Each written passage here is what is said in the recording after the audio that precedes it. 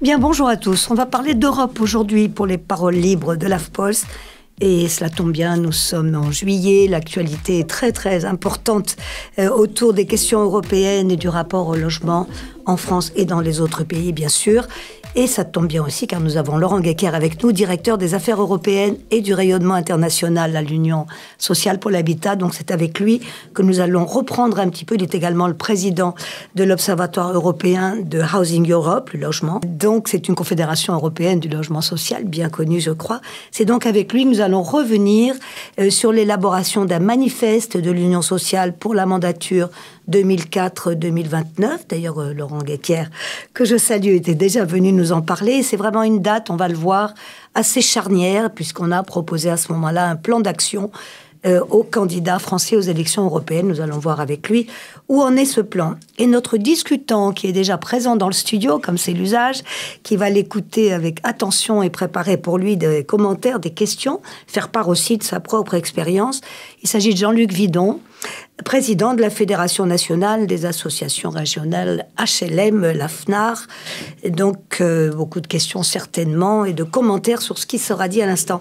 Bien que le logement soit une compétence pleine et entière des États membres, ce que nous savons, on peut dire quand même que l'Union européenne intervient dans ce domaine avec les fameux grands objectifs stratégiques, je les rappelle rapidement, lutte contre le réchauffement climatique, on verra s'il n'y a pas des reculs sur ce point-là, promotion du socle des droits sociaux européens, cohésion économique, sociale et territoriale de l'Union.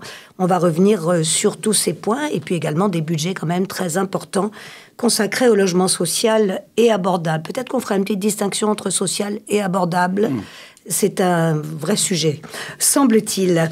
L'UE qui possède aussi un régime d'encadrement des aides d'État qui sont applicables à tout ce qui est services d'intérêt économique général, voilà. Et nous sommes évidemment dans un contexte de crise du logement assez sérieuse, et pas seulement en France, mais l'ensemble des pays européens. Le moment de vous entendre, donc, Laurent Guecker, on se souvient effectivement que vous étiez venu au moment des élections européennes de juin 2024. Vous considérez comme beaucoup que c'est un tournant, je viens de rappeler les décisions qui ont été prises. Que diriez-vous? Une avancée majeure, une opportunité encore à saisir parce que les choses mettent du temps à se mettre en place? Et j'ajoute peut-être des inquiétudes quand même côté français. On va y revenir avec de récentes déclarations de notre Premier ministre François Bayrou. Comment qualifiez-vous cette période-là? Alors, une période tout à fait unique dans notre histoire, dans l'histoire de l'Union européenne et de notre présence à Bruxelles, c'est qu'effectivement, le constat est fait par l'exécutif européen, et notamment par la présidente von der Leyen, qui a été reconduite dans son mandat pour 4 ans, et qui reconnaît aujourd'hui qu'il y a une crise du logement très importante dans l'Union européenne, qu'elle touche tous les citoyens européens. Et à partir du moment où elle touche tous les citoyens européens, ça devient un dossier européen.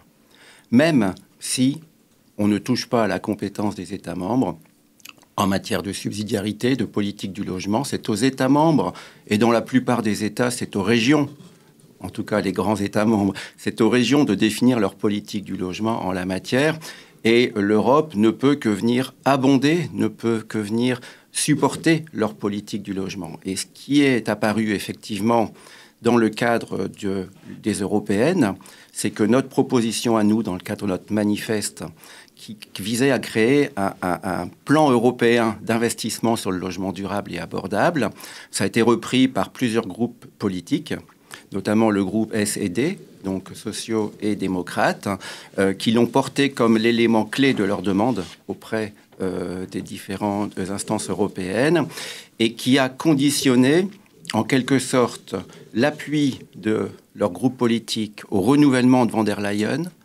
donc de Ursula von der Leyen qui est toujours devenue présidente de la Commission pour un nouveau mandat, d'intégrer dans sa feuille de route 2024-2029 un plan européen d'investissement sur le logement abordable. Donc je dirais que modestement, notre manifeste qui proposait un plan Marshall de façon un peu humoristique visant à... très bien, oui, vous parliez de plan Marshall. Tout à fait. Ouais.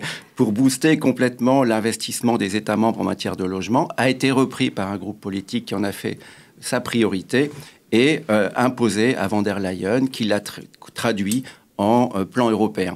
Et donc, ça change complètement la donne, puisque aujourd'hui, à Bruxelles, nous avons d'une part, au sein de la Commission européenne, une task force consacrée à la question du logement et à la mise en œuvre du plan européen de von der Leyen. Et nous avons au sein du Parlement européen, pour la première fois depuis la création du Parlement européen, une commission spéciale sur le logement abordable et la crise du logement, qui est composée de 33 députés européens, dont 4 députés français. Et un commissaire en charge de l'énergie et du logement. Énergie, on en parlera, c'est un point important. Le Danois, Dan Jorgensen, on sait que nous sommes sous présidence danoise pour 6 mois. En préparation, donc ce plan européen logement, une plateforme d'investissement aussi pour le logement abordable et un doublement des investissements, c'est ça qui doit se passer pour cette période 2024 2027 ou 2029 même, logement abordable 2029. 2029. Donc, effectivement, nous avons une série de mesures qui ont été proposées par von der Leyen dans sa feuille de route, qui a conduit à sa réélection avec l'appui du groupe SED. Vous parliez d'un commissaire en charge du logement. Effectivement, le groupe SED avait un candidat pour être commissaire au logement. Et il a également imposé à von der Leyen, qui n'avait pas prévu du tout de mettre quelque chose sur le logement dans son équipe. Mais malheureusement, cette personne, Nicolas Schmit, n'a pas été reconduit par le Luxembourg, qui est passé à droite. Donc, il n'a pas été renommé comme commissaire. Et donc, le groupe SED a été chercher au Danemark, un haut lieu du logement social dans l'Union européenne, un commissaire qui a été ministre de l'énergie, mais également des services publics. Ministre de l'énergie, c'est important. Ministre de l'énergie, mais également des services publics. Il a été député européen. Il a eu plein de fonctions européennes très importantes. Il a même été prof à Sciences Po. Mais pour vous, c'est un bon connaisseur du logement, c'est le point qui nous intéresse. Oui, c'est-à-dire que il connaît le sujet il n'a jamais été ministre du logement, c'est clair. Mais en même temps, il connaît très bien le sujet. C'est un sujet de service public au Danemark, et le Danemark a été toujours en leader en matière de services d'intérêt général et de développement du logement public par les collectivités locales. En plus, c'est un SED, donc c'est un socialiste qui n'a pas pour but de définir une politique européenne du logement qui se substituerait à celle des États membres, mais plutôt à mettre en œuvre ce plan européen qui est composé de plusieurs mesures. Vous évoquez effectivement l'idée d'une plateforme pan-européenne d'investissement qui serait gérée par la BEI. Donc là également, cela vient directement de ce que nous avons monté dès 2020 dans le cadre du plan de relance. En amont, bien sûr. On a monté une alliance unique, en son genre également, entre la Caisse des dépôts et consignations, la Banque européenne d'investissement, à l'époque, 2020, plan de relance post-Covid, on se souvient, ouais. Et la Banque de développement du Conseil de l'Europe. On a réussi, je dis bien on a réussi, à mettre autour de la table la Caisse des dépôts, la BEI et la CEB. Et on a mis en place cette alliance pour un logement social durable et inclusif. Et à ce jour, nous avons une enveloppe totale de prêts à taux fixe à long terme de 2,4 milliards d'euros de prêts. 2,4. Une enveloppe sur ressources européennes qui a servi d'exemple à la Commission pour mettre en place une plateforme européenne d'investissement de la BEI. Alors, vous voilà déjà sur l'exemple français. Laurent Guéquer, c'est bien naturel. Vous travaillez avec l'ESH, comme on l'a dit. Peut-être l'occasion de faire un peu de vocabulaire, de sémantique. Et peut-être on posera la même question à Jean-Luc Vidon tout à l'heure. Ce logement, l'appelle-t-on social ou abordable ou social et abordable? Alors, ça paraît oui, anecdotique, ça ne l'est pas du tout. Non, pas du tout. Parce que selon les pays, on ne parle pas de la même chose. Il y a d'abord la définition juridique du logement social en tant que service d'intérêt économique général. Il y a une définition très claire dans la décision de la Commission. Il faut savoir qu'il n'y a pas de logement social dans tous les États membres. Exactement. Il y a des États membres qui n'en ont pas, mais la crise du logement, elle est partout, d'où la notion de logement abordable, c'est-à-dire d'un ratio entre le pouvoir d'achat des ménages et le prix des logements. Donc c'est pour ça que la Commission a parlé de logement abordable et pas de logements sociaux, mais un logement social est également un logement abordable. Donc c'est un ensemble de logements qui compose à la fois le logement social, mais également les autres formes. En France, on parle de logement intermédiaire. C'est ça, la petite ambiguïté sur le logement intermédiaire. La notion d'intermédiaire, c'était entre le logement social et le logement privé ou le logement du marché. Je dirais, au niveau européen, c'est une conception beaucoup plus globale qui vise à prendre en compte toutes les formes d'intervention publique, allant effectivement du logement abordable strict, type logement intermédiaire, où on aide le secteur privé à être moins cher, ou un secteur de logement social, où là, on raisonne en service d'intérêt économique général, avec des obligations de service public qui s'imposent aux opérateurs en termes de conditions d'attribution, de prix des logements, bien entendu, mais également de la qualité des logements ou de toute une série d'autres critères, des plafonds de revenus, des critères de priorité. Donc tout ça, aujourd'hui, est un bloc un peu commun, et la Commission envisage d'élargir le SIEG du logement social à d'autres formes de logement abordable dans les pays qui le demandent. Et en fait, il y a eu une grande consultation du Parlement européen sur les aides d'État au logement social et abordable, et énormément de pays ont dit que c'était trop compliqué pour eux de mettre en place un SIEG de logement social parce que les communes n'avaient pas la capacité de gérer ces questions-là, qu'il fallait notifier, il fallait effectivement veiller à ce qu'il n'y ait pas de surcompensation des projets. C'est très compliqué. On l'a bien géré en France, mais on est un pays très important en la matière. C'est plus compliqué dans des petits pays. On a eu un exemple de notification part de régime de droit commun de la République tchèque, qui avait proposé à ces communes de passer en SIEG, et toutes les communes ont refusé parce que c'était trop compliqué. Trop lourd pour elles. Voilà. Du coup, compliqué ou trop cher? C'est pas la non, même chose. Trop compliqué. C'est pas trop cher, ça coûte rien. Bah oui, mais il faut la compétence juridique, il faut les contrôles, etc.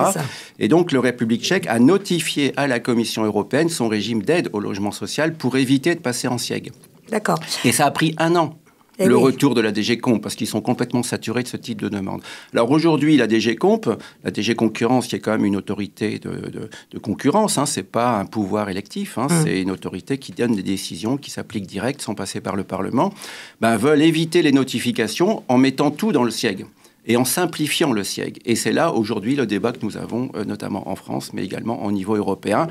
Est-ce qu'il faut intégrer tout le logement abordable dans le SIEG ou effectivement strictement le limiter au logement social, tout en aidant les villes tchèques éventuellement et les autres villes à basculer en SIEG? Merci de prendre des comparaisons. On en prendra d'autres avec d'autres pays. Qui fait quoi et on connaît bien évidemment la situation française. Vous avez parlé de prise de conscience. Vous avez même dit, il me semble, que la présidente avait réalisé à quel point la crise du logement en Europe était importante. Ça, c'est aussi un pas en avant, cette grave crise du logement. Tous les pays européens sont concernés. Prenons peut-être les plus importants, disons un mot de l'Allemagne, où les choses ont beaucoup changé récemment. Vous avez évidemment parlé du Danemark, qu'on met souvent en avant.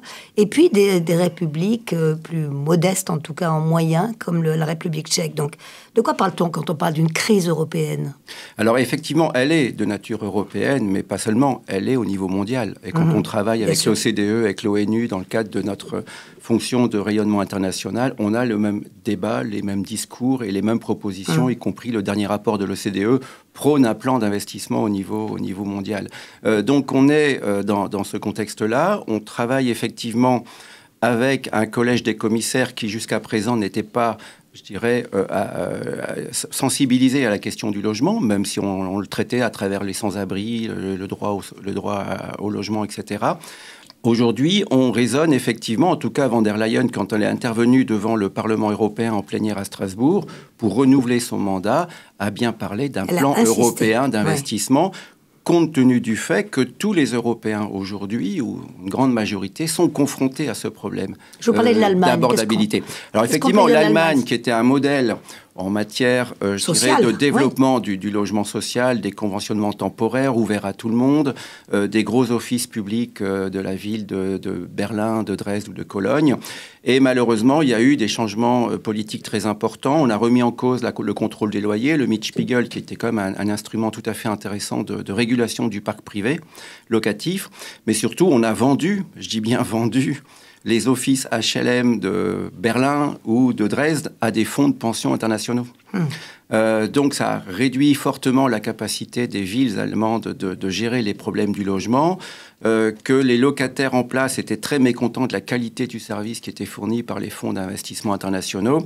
Et certaines villes ont même racheté à ces fonds le patrimoine pour le réintroduire dans leur patrimoine public. Ça a complètement déstabilisé le marché. Donc aujourd'hui, quand on regarde les statistiques de crise du logement, d'évolution des loyers à Berlin, à Dresde ou à Cologne, mais on est sur des montants délirants par rapport à la France. Donc on a vraiment un pays qui avait un système tout à fait performant, qui était reconnu comme tel au niveau mondial et au niveau de l'Europe, et qui a basculé par des décisions de cette nature à un moment où les marchés étaient détendus, et aujourd'hui, on n'a plus les instruments pour les traiter. On a évoqué effectivement... Oui. D'autres pays, je pense aux Pays-Bas ou encore en Suède, où là, on a... Le Pays-Bas reste un modèle... Un modèle par l'importance du parc de logement social, son ouverture, effectivement. Et par sa politique, quand même. Et sa politique très ouverte de gérer des logements qui sont sans plafond de revenus ou avec des plafonds de revenus qui ont été imposés par la Commission, mais renégociés dans un deuxième temps. Et aujourd'hui, on travaille beaucoup au sein de Housing Europe, au sein de l'Observatoire européen du logement que je préside au niveau de Housing Europe, à l'étude de ces pays. Donc, on va publier d'ici le congrès HLM de Paris notre rapport sur l'état du logement dans l'Union européenne, dans le cadre de l'Observatoire, qui fera une analyse pays par pays de la situation et des évolutions. Oui, il faut bien avoir en tête que tous les pays n'ont pas les mêmes moyens, ni la même capacité à gérer le logement social, ni la même volonté politique, comme vous venez très bien de le dire.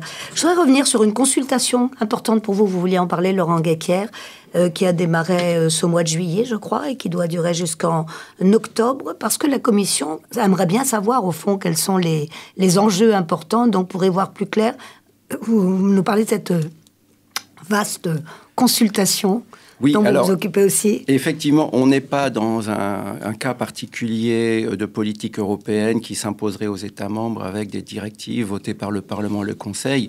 On est sur un élément de la feuille de route de von der Leyen, mais sans compétence. Donc, elle n'a aucune capacité à imposer quoi que ce soit en termes de choix politiques, en termes de mode d'intervention. Elle ne peut agir qu'à travers la mise en œuvre de dispositifs dont elle dispose de la compétence pour aider les États membres, mais également les régions, puisque dans la plupart des grands pays, ce sont les régions qui sont compétentes en matière de logement. C'est le cas en Espagne, par exemple. Ce n'est plus l'État. Ouais. Il y a des pays qui ont régionalisé leurs compétences ou des pays qui l'étaient toujours. Après, il y a toute une série de petits pays qui ont de fait la taille d'une région. Donc, on sait bien l'aspect régional. Et surtout, on l'a vu avec une alliance des maires des grandes métropoles européennes qui ont soutenu von der Leyen et son plan d'investissement en faisant des propositions très concrètes.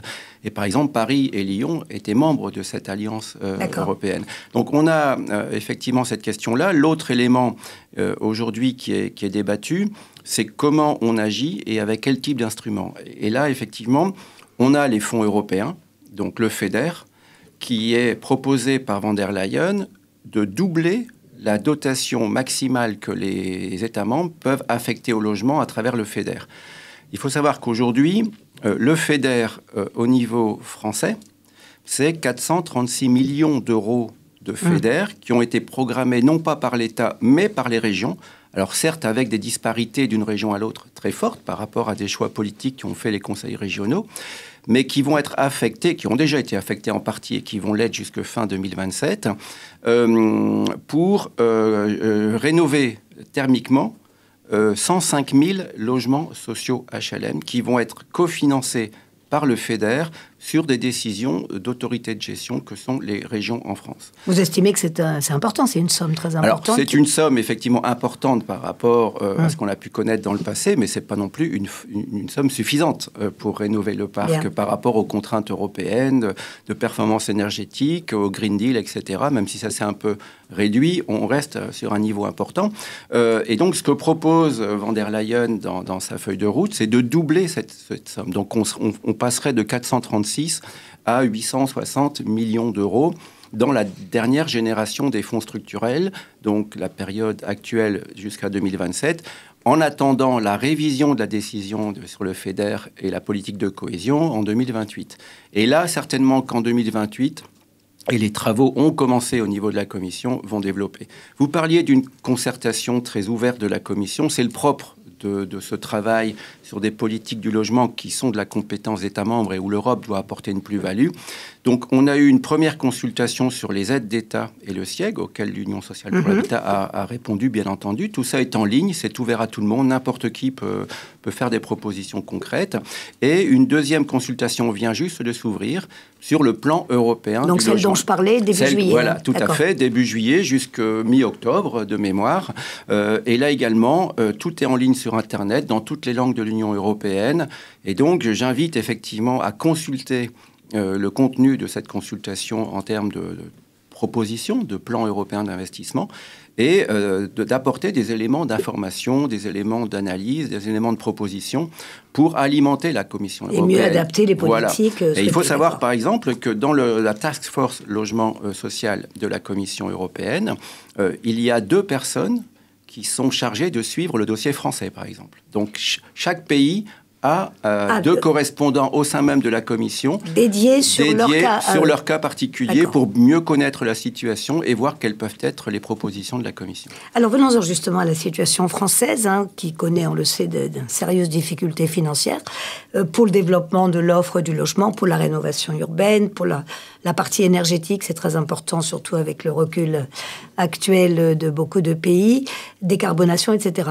Quel est vraiment l'apport de l'Union européenne? Est-ce que cette aide va arriver peut-être un peu trop tôt? Comment les organismes peuvent se préparer? Et on va y venir à cette très récente déclaration du Premier ministre François Bayrou, que vous nous avez signalé, Laurent Guéquière, juste avant notre entretien. Voici l'actualité. Mais d'abord, où en sommes-nous? Et les aides de l'Europe, est-ce qu'elles vont être vraiment conditionnées à tous les moyens des États membres? Comment nous, en France, pouvons-nous en profiter? Alors, on en profite. Et quand je dis est-ce trop tôt, c'est une vraie question. Oui, bon, on en profite déjà. En tout cas, les organismes en profitent. Bien sûr, je parle de ce qui va se passer. Sur le FEDER, effectivement, les ARHLM jouent un rôle fondamental, puisque ce sont elles qui négocient avec les conseils régionaux, qui gèrent le montage des dossiers avec les services instructeurs des régions et qui sont en contact avec nous en cas de problèmes de mise en œuvre, etc. On les met en relation avec l'ONCT, mais également avec, je dirais, nos contacts à la Commission européenne, y compris nos contacts avec DG Concurrence par rapport au SIEG, puisqu'il y a un contrôle de SIEG dans les dossiers FEDER. Donc, c'est la région qui est compétente. Et ce que l'on a vu, c'est qu'on est passé d'une région à l'autre à de très gros écarts. On est passé de 80 000 euros dans le Grand Est à moins de 5 000 euros en Bretagne, par exemple. Donc, des inégalités... des choix qui relèvent des priorités politiques des conseils régionaux. C'est leur choix. Et donc, c'est leur choix. C'est le propre d'une politique de cohésion, c'est qu'elle est régionale en France et dans les autres pays européens. Alors, est-ce qu'il faut renationaliser la politique de cohésion pour avoir un one-shot au niveau de la France, ou conduire effectivement, je dirais, les régions à reproduire leurs mécanismes en doublant la dotation FEDER, par exemple? Bon, là, effectivement, ce sont des choix politiques, ce sont des choix qui relèvent d'un niveau tout à fait élevé. En tout cas, le débat est posé. Quel est l'avis de Laurent Guéquière sur ce point? L'avis de Laurent Guéquière, je ne sais pas s'il existe. Je dirais que d'un côté, pour moi, la politique de cohésion a toujours été une politique régionale. Jusqu'à une période récente, c'était le préfet de région. Qui prenait les décisions. Le préfet de région, mais le préfet, par rapport à des priorités politiques nationales. On a basculé au niveau des conseils régionaux tardivement par rapport à nos voisins européens qui avaient appliqué ça aux régions depuis très longtemps, parce que les régions ont des pouvoirs beaucoup plus forts chez nos voisins qu'en France. Et je dirais qu'avec les ARHLM, ça s'est très bien passé. Il y a eu les travaux sur les programmes opérationnels, sur la mise en œuvre, sur le suivi. Je dirais que ça a valorisé tout à fait le rôle des AR par rapport à leurs membres et par rapport aux autorités régionales. Après, est-ce que la France est outillée pour continuer à travailler au niveau régional là-dessus ? Est-ce qu'on peut continuer à accepter ces écarts d'une région à l'autre, alors que ce sont des besoins qui sont très importants, qui vont être définis par des textes européens en termes de propositions, en termes de contenu? Donc je dirais, bon là, le dossier est ouvert. Et effectivement, il faut qu'on en débatte en interne pour savoir qu'est-ce qu'on positionne. Est-ce qu'on maintient ça au niveau des régions, ou est-ce qu'on l'ouvre effectivement au niveau de l'État? Mais encore une fois, comme vous l'avez dit, si le rôle de l'État, c'est de se le préserver pour lui-même, et donc éviter de continuer à financer par ses propres fonds. Nous y voilà. Ouais. Donc c'est peut-être mieux de maintenir la région que de balancer aujourd'hui à l'État. On a vu les discours récents, mais également la fameuse circulaire de Bayrou qui n'est pas très glorieuse, franchement. Je vais la citer. Nous sommes le 16 juillet, je le rappelle. Donc déjà, le discours de François Bayrou hier sur l'état de la France, très endetté, comme on le sait, ces fameux 44 milliards d'euros qu'il va falloir économiser. Mais avant cela, lorsque, effectivement, on a fait paraître ces dispositions nouvelles de la Commission européenne, Cette dépêche, c'est une dépêche, je crois, hein, vous nous l'avez communiqué là aussi, Laurent Guéquer, donc nous sommes vraiment dedans. J'en lis juste quelques lignes. Elle s'adresse... À qui s'adresse-t-elle d'ailleurs? Elle était à l'ensemble des ministères. À l'ensemble des ministères. Une circulaire du Premier ministre. Et je cite le Premier ministre, « Je vous demande d'instruire en amont de toute dépense nouvelle ou renouvelée de crédits nationaux, je vous demande d'instruire au préalable systématiquement, c'est important, la possibilité d'un financement ou d'un cofinancement européen. Et de fixer aux opérateurs, je saute un peu, dont vous assurez la tutelle, précise de mobilisation. » Ce qui veut dire, en tout cas, c'est votre lecture, qu'au fond, le Premier ministre saisit cette occasion de l'investissement, de l'engagement européen, pour dire, bon, ben, c'est parfait, maintenant, laissez l'Europe s'en occuper. Est-ce que c'est comme ça que vous le lisez? Vous êtes très sévère avec ça, hein? Non, pas très sévère. Je constate qu'effectivement, la proposition, enfin, c'est plus qu'une proposition, oui. Hein. Une injonction, on va dire. Une injonction aux différents ministres de mobiliser les fonds européens. Bon, déjà, effectivement, la France est contributeur neutre, donc elle donne plus d'argent à l'Europe que l'Europe ne lui retourne.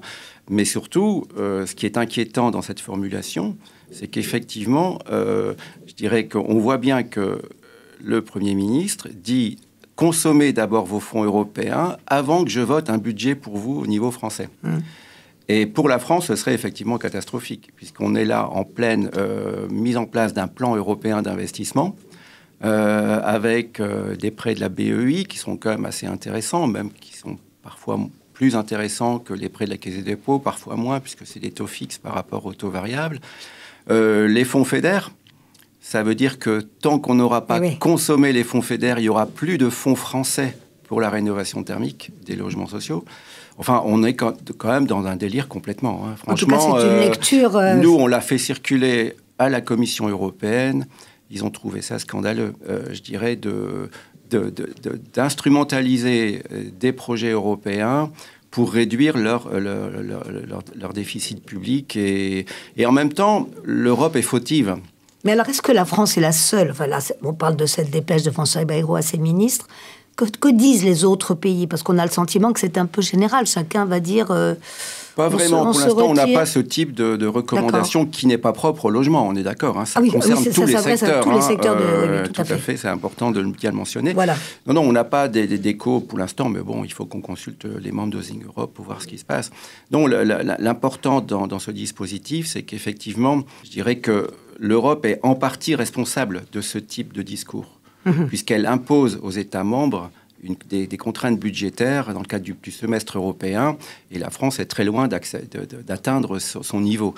Donc je dirais que l'Europe force la France à prendre ce type de décision. C'est un peu ridicule. Et donc ce qu'on propose à la Commission européenne dans le cadre de notre suivi de notre manifeste, pour éviter ça, c'est effectivement que dans le plan européen d'investissement sur le logement abordable, la Commission renonce au volet logement du semestre européen, qui est souvent des constats de dépenses excessives, de l'APL, de toute une série de sujets, en disant que là, c'est important, il y a une crise européenne du logement, il y a une crise française du logement abordable, il faut des mesures dérogatoires au semestre européen pour permettre à l'État français de continuer à financer son logement social et son logement abordable, et de le compléter par les fonds européens pour faire un effet booster en quelque sorte. Mais d'abord d'être là. Mais d'être là, et surtout, on demande une clause de non-substitution. C'est pas parce qu'on va monter un plan européen d'investissement au niveau européen que la France doit se retirer de la politique du logement.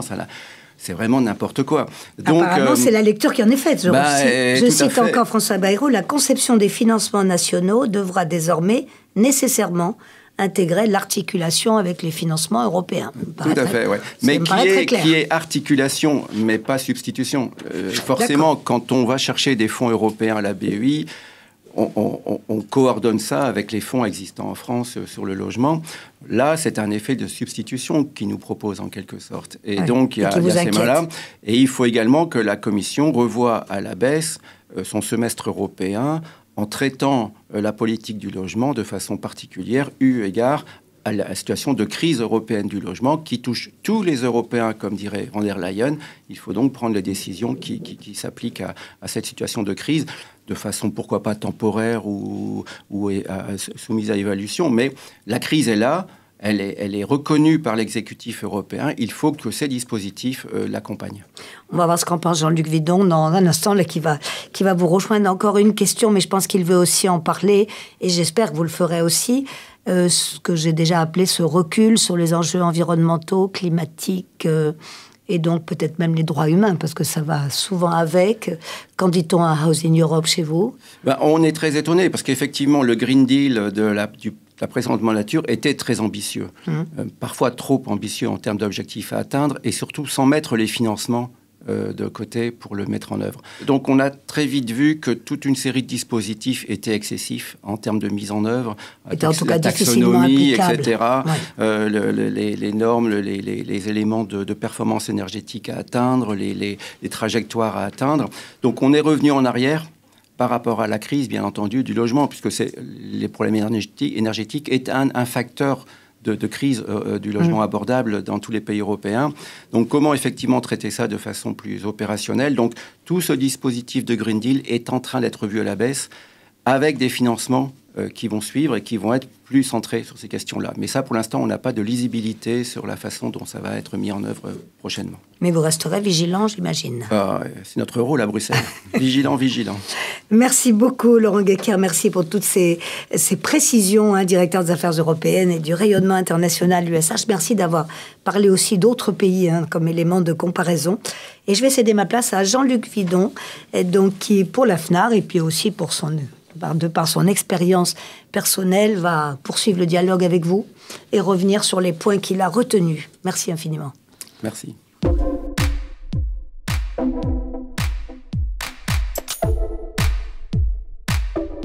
Jean-Luc Vidon, président de la Fédération nationale des associations régionales HLM, a rejoint Laurent Guecker. Il l'a attentivement écouté, j'imagine, et il va avec lui poursuivre notre discussion sur ces enjeux européens. L'Europe peut-elle nous aider à sortir de la crise du logement abordable? C'est le thème choisi par les paroles libres de l'AFPOLS.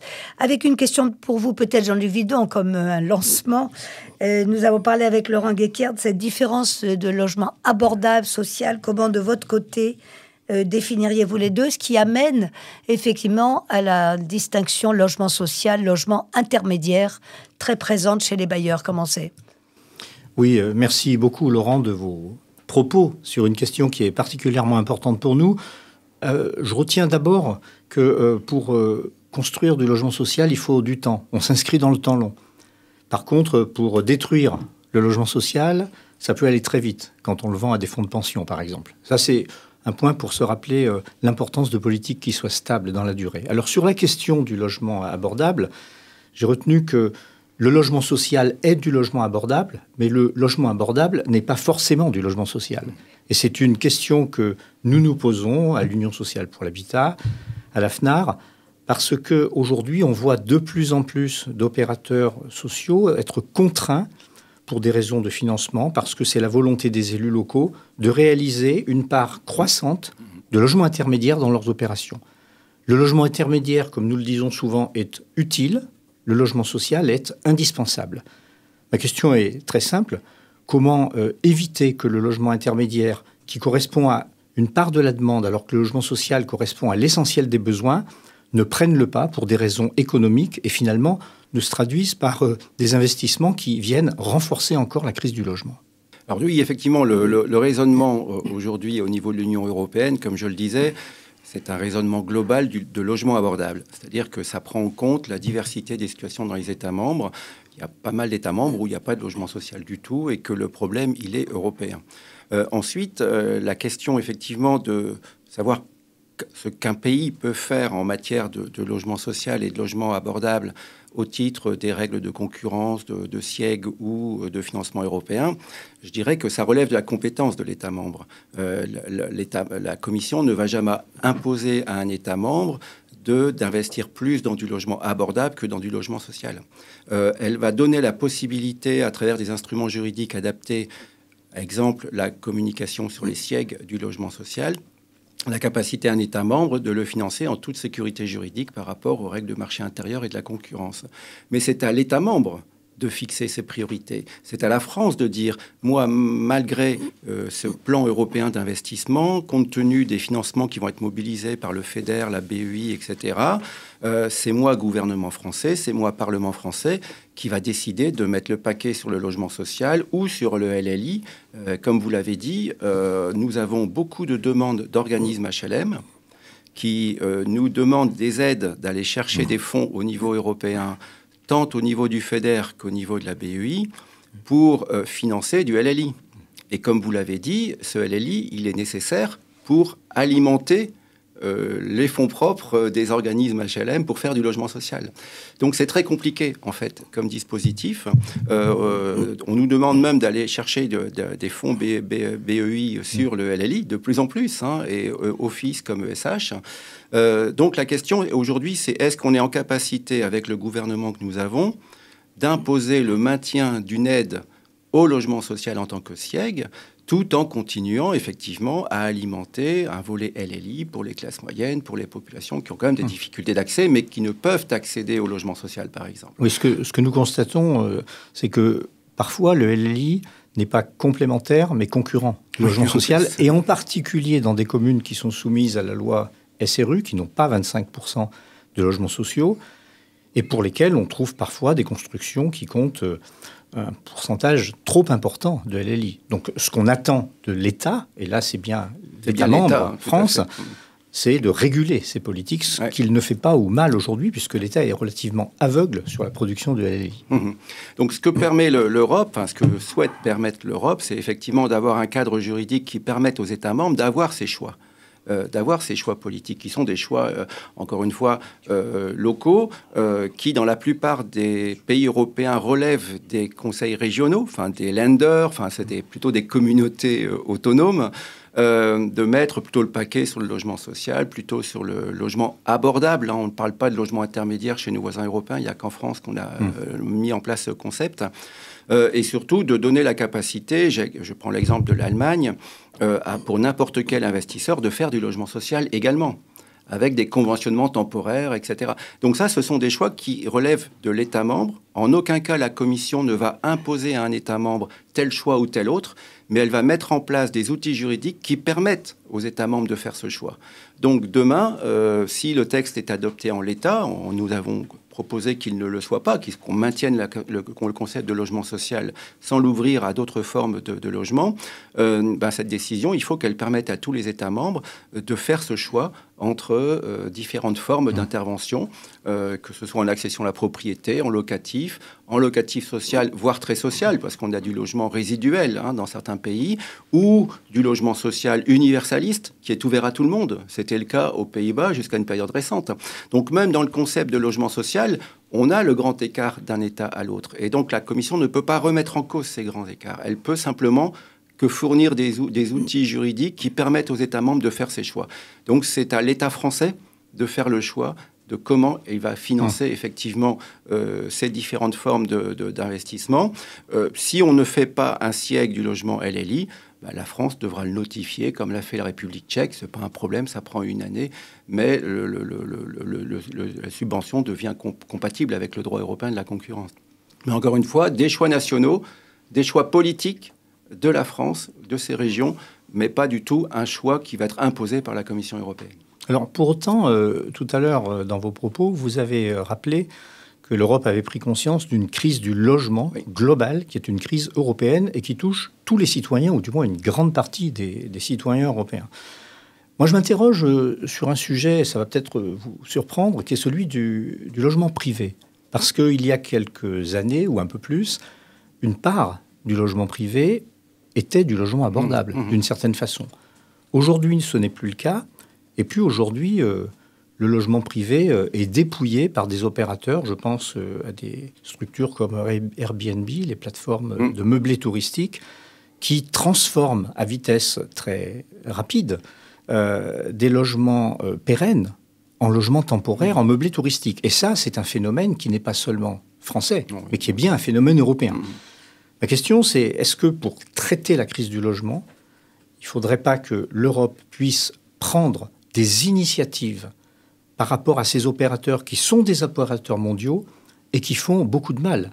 À Paris, l'adjoint en charge du logement rappelait qu'il y a aujourd'hui environ 300 000 logements qui sont inoccupés ou occupés pour moitié, de façon épisodique du fait de ces phénomènes. Donc tout cela accentue la pression sur les opérateurs sociaux. La question, c'est est-ce que l'Europe s'en désintéresse alors que tous les pays sont confrontés à cette situation, ou est-ce que l'Europe réfléchit aussi à des moyens d'agir? Alors effectivement, l'Europe a pris en compte cette dimension-là, qui est quand même assez récente, mais qui est très très importante. Ça fait partie également de la feuille de route de von der Leyen de proposer une directive de régulation d'Airbnb. Il y a déjà un texte qui permet aux villes d'agir, et la ville de Paris agit dans le cadre de ce texte. Mais c'est très compliqué parce qu'effectivement, on touche à des domaines très très différents, le droit de la propriété, les conditions de location, etc. Et surtout que d'un pays à l'autre ou d'une région à l'autre ou d'une commune à l'autre, Airbnb, c'est à la fois un dispositif qui va réduire l'offre de logements abordables pour les habitants du secteur, mais également qui peut générer des activités économiques de nature touristique, etc., dans certains territoires. En tout cas, c'est à l'ordre du jour du programme politique de la Commission actuelle. Donc, il y a déjà des travaux qui sont menés au sein du Parlement européen. Et donc, on attend une proposition de texte européen qui va permettre aux États membres de réguler de façon homogène Airbnb par rapport à ces enjeux. Donc, effectivement, c'est pris en compte par le plan européen de relance de von der Leyen, une directive sur Airbnb et les autres agences de tourisme.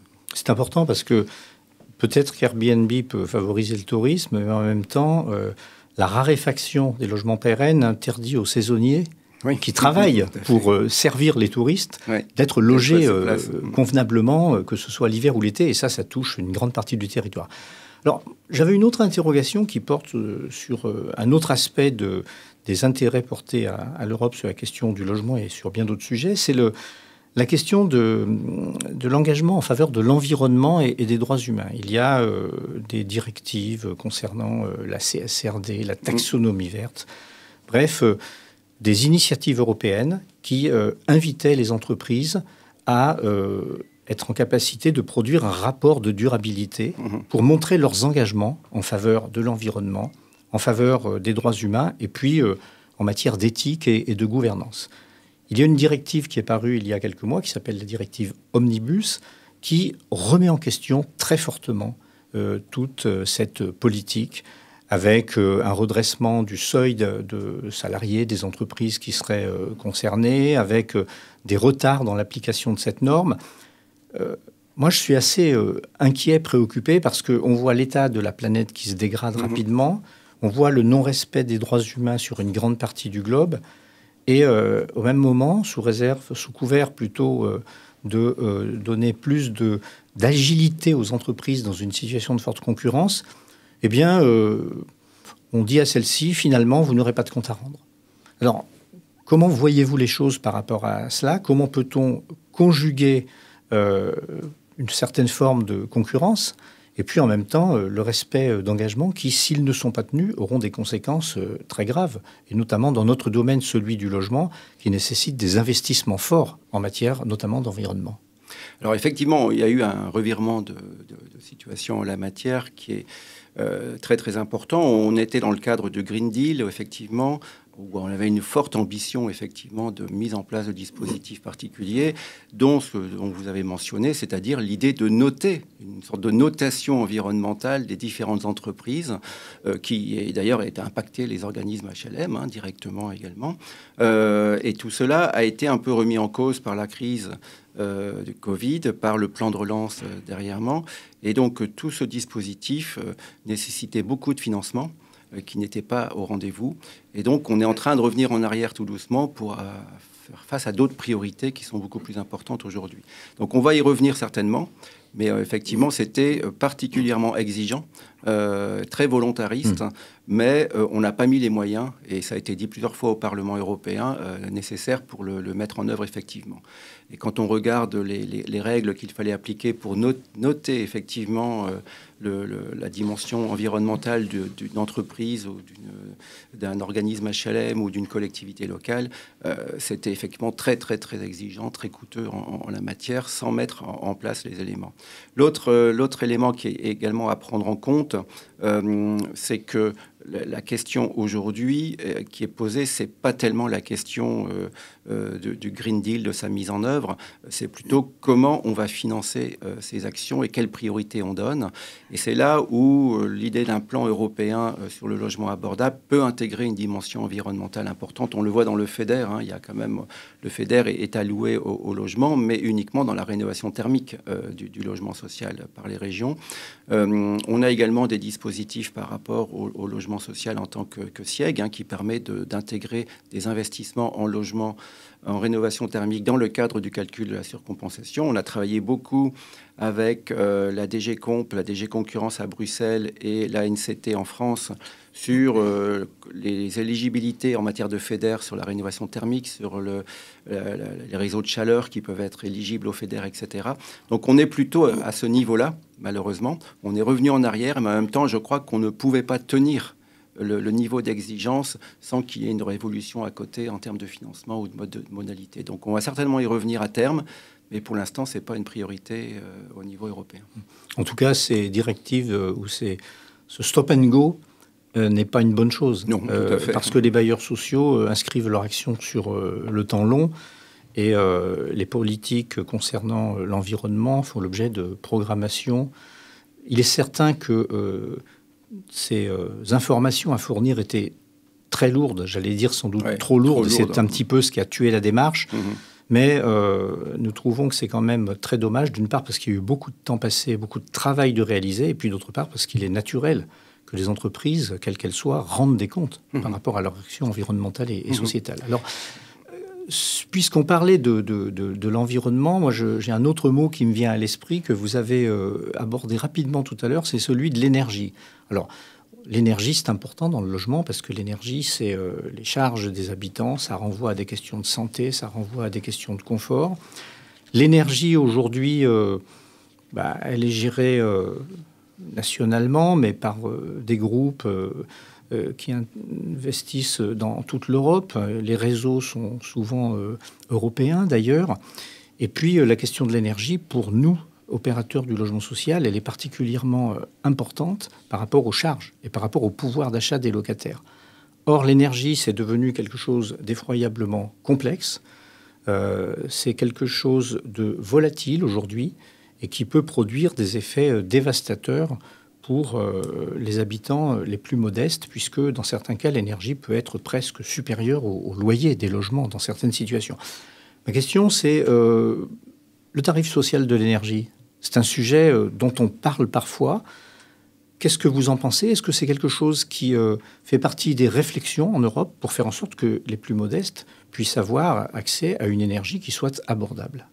Oui, tout à fait. C'est un élément du plan européen d'intervention sur le logement, hein, bien entendu, qui existait déjà dans la précédente mandature, que nous revendiquons directement auprès de la Commission européenne. Dans la dernière lettre que nous avons faite à Jorgensen, on a inclus cette idée d'une économie sociale de l'énergie pour les locataires de logements sociaux. Donc ça fait partie des réflexions qui sont conduites actuellement. Pour l'instant, on n'a pas de texte européen adopté, mais on travaille beaucoup avec la Commission européenne sur la mise en œuvre de ce dispositif, et c'est quelque chose qui doit être intégré complètement dans la notion de logement abordable, puisque le logement abordable, c'est le coût du logement, mais y compris de l'électricité, de l'énergie, du chauffage. C'est pas simplement le prix du loyer, et que cela doit faire l'objet également de textes européens en la matière. Donc c'est en cours. En tout cas, c'est une proposition que nous faisons régulièrement à la Commission européenne, qui est très ouverte. Après, c'est effectivement des choix de priorité politique par rapport à l'agenda. Vous parliez tout à l'heure de complexité de la mise en œuvre de la taxonomie. Je dirais que c'est un peu le même sujet que pour le SIEG, pour nos voisins européens. C'est bien, mais c'est trop compliqué à mettre en œuvre et c'est pas possible.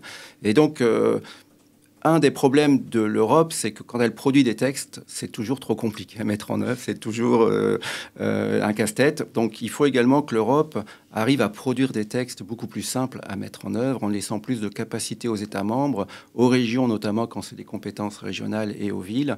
Mais là, c'est très grande difficulté. On le voit avec le SIEG, on essaye de simplifier quand même. Mais chaque virgule compte, les règles de concurrence sont très très exigeantes et du marché intérieur. Donc il y a un gros travail de conviction à faire auprès de la Commission là-dessus. Et c'est vrai que là, on a comme un portage politique dans la feuille de route de von der Leyen qu'il faut exploiter, même s'il y a des évolutions à proposer, ce que nous faisons au quotidien avec Housing Europe et l'Union sociale pour l'habitat. Notre présidente Emmanuelle Kos a écrit récemment à Jorgensen avec toute une série de propositions concrètes et on a plutôt une bonne écoute aujourd'hui. Il y a un vrai sujet en la matière avec la task force, avec la Commission Europe du Parlement européen sur le logement. Mais c'est un autre rythme, je dirais. Il y a énormément de réunions, énormément d'échanges, mais tout ça est positif et je crois qu'on va pouvoir s'en sortir dignement. D'où l'importance de la présence de l'USH à Bruxelles. Et au niveau des instances européennes, on s'en parle régulièrement au comité exécutif. Avant d'en venir au FEDER et au financement, j'ai une dernière question qui porte sur les questions environnementales et qui concerne tous les pays d'Europe. Là encore, c'est les effets du dérèglement climatique qui vont générer, d'après les rapports produits par le CIEG, des nécessités d'adaptation forte du patrimoine, d'adaptation pour traiter les risques d'inondation, de sécheresse, de tempêtes, de vents violents, de fortes chaleurs, de retrait des argiles, d'éboulements de terrain, etc., etc. Par rapport à ça, aujourd'hui, l'Europe finance des programmes de rénovation, mais de plus en plus d'opérateurs, de grands opérateurs, et notamment du logement social, s'interrogent sur une politique globale par rapport à ces questions, pour identifier les territoires les plus concernés, les actions les plus concernées. Donc, ils ont une approche qui n'est pas une approche par opération, mais une approche par opérateur sur cette thématique précise. Est-ce que c'est un sujet dont l'Europe va s'emparer parce qu'elle va y être confrontée? Les risques assurantiels qui vont avec tous ces risques climatiques sont considérables dans l'avenir. N'est-ce pas un sujet qui mériterait un peu de réflexion européenne en termes d'accompagnement de politiques qui seront des politiques très territoriales ensuite? Oui, tout à fait. Il faut qu'on intègre ces éléments-là dans la réflexion au niveau européen, notamment à travers les travaux que développe aujourd'hui la Commission spéciale logement abordable du Parlement européen. On peut très bien proposer ce type d'échange avec les parlementaires. Ils sont tout à fait à l'écoute de ces questions-là. Et je dirais que la question n'est pas tellement posée du point de vue du CIEG et de la prise en compte ou non de compensation de services publics. En fait, le CIEG, c'est un dispositif qui est généralement local, qui est défini par l'État membre en termes de nature d'action, mais également en termes de nature de financement et de compensation. Donc je dirais c'est à l'État d'élargir le champ du CIEG pour intégrer cette dimension, comme vous l'avez dit, territoriale, avec un opérateur et son parc, et non pas une micro-mesure d'une opération. Et là également, pourquoi pas ne pas faire des propositions au niveau de la FNAR et au niveau des conseils régionaux français, d'évolution du FEDER en la matière, que l'éligibilité du FEDER puisse intégrer cette dimension, je dirais, d'approche par opérateur d'un parc sur un territoire donné et pas simplement une mini-mesure, quoi. Donc là, je dirais que c'est quelque chose qui va se développer. C'est à nous à faire des propositions via les régions, via l'État français, dans le cadre de la révision des fonds FEDER, puisque c'est en cours. On a une révision en cours du PO, du programme opérationnel, mais en 2028, on aura un nouveau dispositif de FEDER. Et là, peut-être, on peut faire des propositions que soit éligible ce type d'approche et non pas simplement des micro-mesures en la matière. Alors, on va s'en emparer et je vais revenir justement pour ma dernière question sur la FNAR. Je souligne juste que ce que je viens de dire à l'instant touche la métropole en France, mais également les Outre-mer, qui sont concernés par ces questions avec des dispositions précises. Je crois que c'est un sujet que vous aurez l'occasion d'aborder. Mais en tout cas, la FNAR se préoccupe aussi de la situation sur ces territoires, dans les départements, finalement, qui sont confrontés de façon parfois plus violente à ces questions. Alors, sur le FEDER, justement, on est à la fois satisfait et inquiet aujourd'hui. Satisfait quand vous parlez de doublement, quand vous parlez de 860 millions d'euros au lieu de 436, ce que vous avez dit tout à l'heure. Satisfait de voir que l'Europe a un plan qui est ambitieux dans ce domaine. Et puis, interrogatif sur plusieurs points.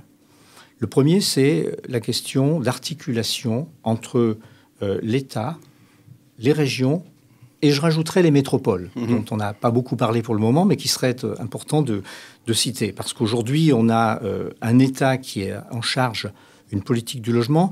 Je le dis parfois, pour moi, la politique du logement, ce n'est pas l'addition des politiques locales, c'est l'addition des politiques locales plus la prise en compte de la mobilité, plus l'aménagement du territoire, par exemple. Et donc, l'État doit continuer à jouer un rôle.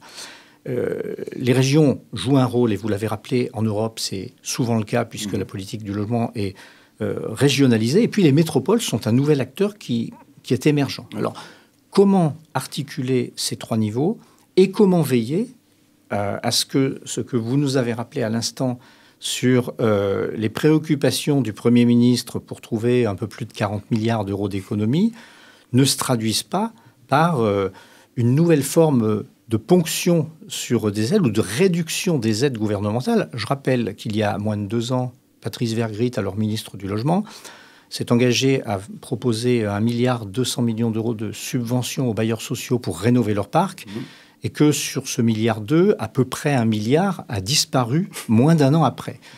C'est des sommes considérables, et pour autant, nous avons nécessité d'agir vite.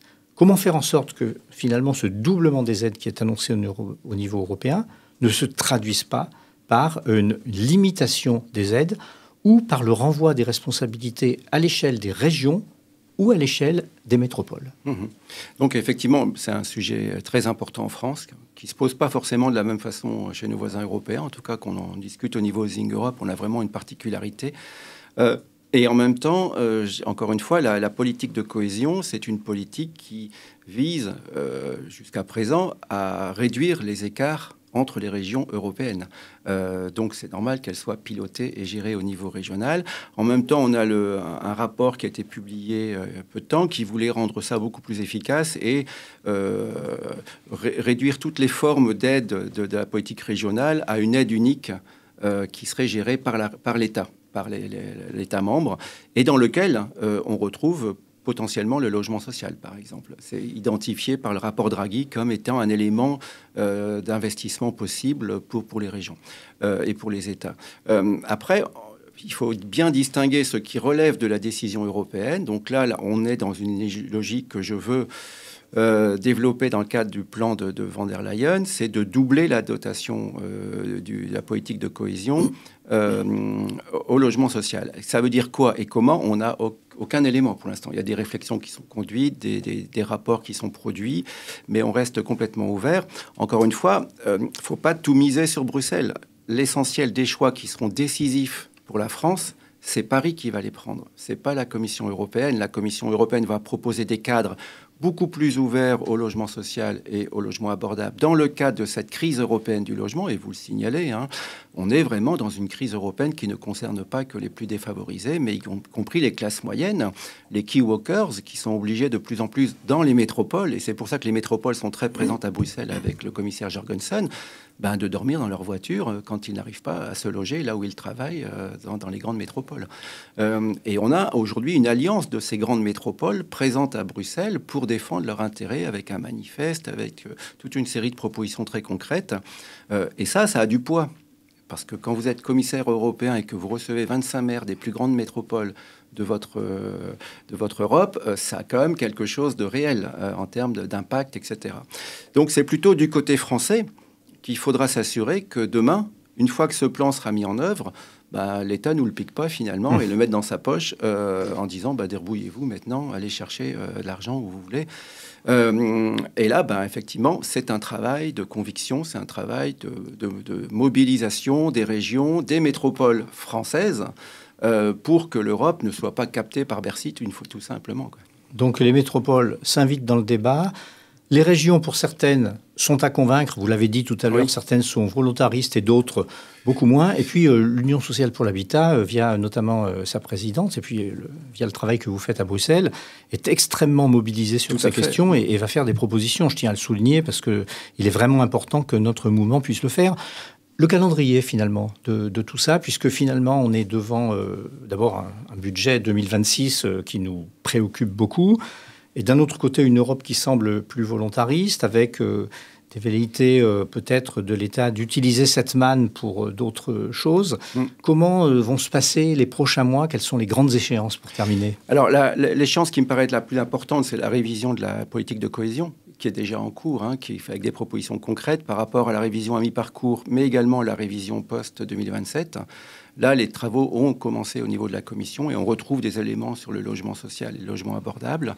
Donc ça, c'est en cours. L'autre élément qui est également en cours, c'est la consultation qui a été faite sur la révision de la décision SIEG, qui est ouverte jusqu'au 31 juillet. Donc si vous avez des choses à dire, n'hésitez pas d'aller sur le site de la Commission européenne pour faire des propositions concrètes en matière d'évolution du SIEG. Nous l'avons fait, l'Union sociale pour l'habitat a adopté en COMEX une prise de position que nous avons postée en ligne sur le site de la DG Comp, et vient d'être ouvert un nouveau site de consultation beaucoup plus global jusqu'à octobre 2025 pour donner du contenu à ce que va être ce plan européen d'investissement du logement abordable.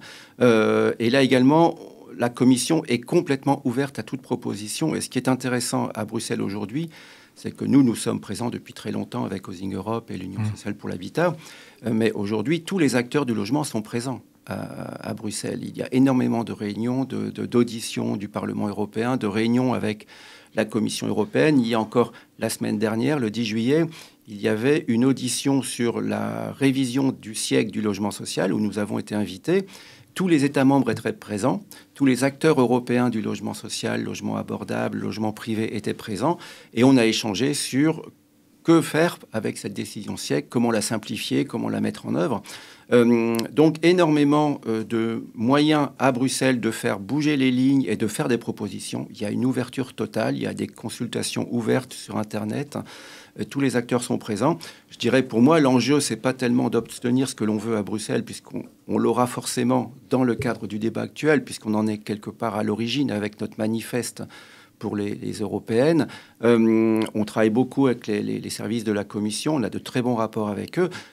Pour nous, l'enjeu, c'est qu'est-ce qu'on va en faire en France. Et effectivement, l'inquiétude aujourd'hui de l'USH qui est de dire on va nous piquer tout ça pour éviter de le financer par des fonds français.